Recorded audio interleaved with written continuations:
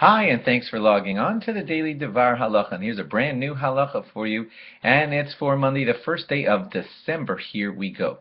You might know that whenever it happens that, God forbid, if someone is sick and we want to mention their name in a mishaberach, which means we want to go up to the gabbai and say, please mention the name of this chola, of this sick person, the custom is that we name the person. Let's say his name is Yitzchak, and then we say Ben, the son of, and then we mention his mother.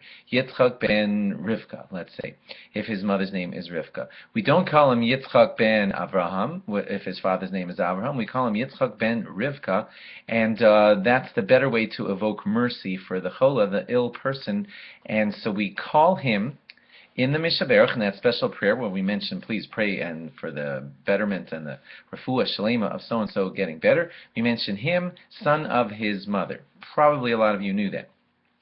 You might not all have known where this custom comes from.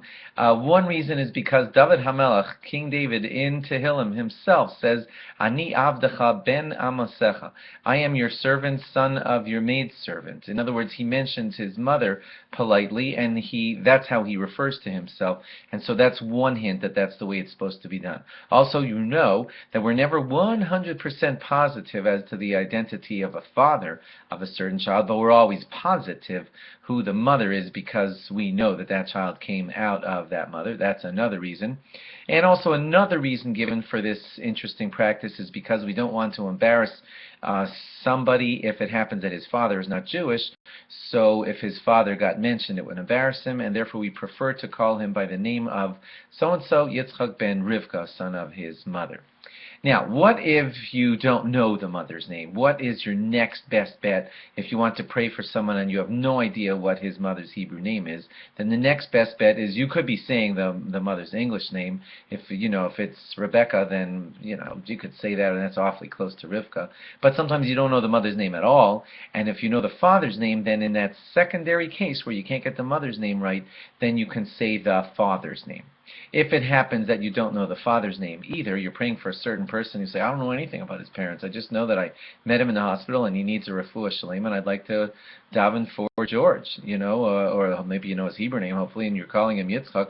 But if you don't know the person's mother name or father name, what you could do is say Yitzchak Goldstein, and that is your third best bet if you can't get the mother's name and or the father's name. And lastly, if it ever happens, God forbid, that a mother is praying for her own child, then she doesn't say, let's say, Yitzchak ben Rivka, because her name is Rivka. Instead, she says, Ve'ez beni, and my son Yitzchak. Okay, the mother, if she's the one saying the name or she's the one saying the prayer or something, so she would say, Beni Yitzchak, my son Yitzchak, and that's the more appropriate way to mention that. Hope that you won't need to use these laws, because they're only for if a person is ill, but that's what they are. Thanks for logging on, and log on again tomorrow for more. Bye-bye.